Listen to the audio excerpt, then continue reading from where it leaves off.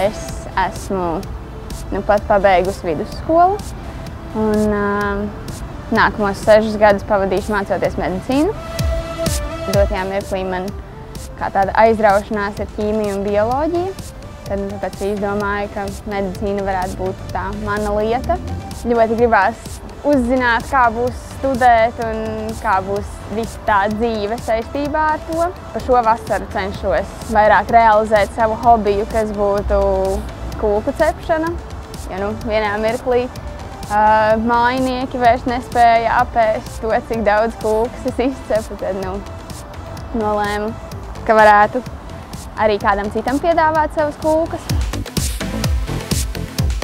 Tas varētu būt kaut kas tajos filmēšanas starplaikos, kad kaut kā parunāšanās ar tiem pārējiem cilvēkiem, ar ko mēs kopā filmējāmies, un kaut kāda tā jautrība un tie cilvēki, ko izdevās iepazīt.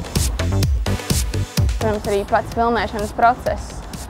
Jā, es pat nezinu, kas tā vispilgtāk palicis atmiņā, laikam jau tā kopumā viss bija priekš manis gana spilgti un iespaidīgi.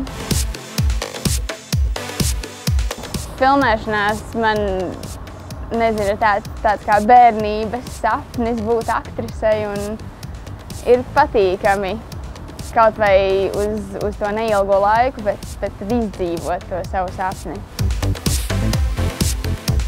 Pirmkārt, jau tā bija pieredze, un gana interesanta pieredze. Cilvēki, ar ko es iepazinos. Un jā, kopumā ļoti, ļoti labi un interesanti pavadīts laiks. Tajā mirklī, kad es pirmo reizi paņēmu rokās scenāriju, mani uzrunāja, tad cerams, ka uzrunās arī citus.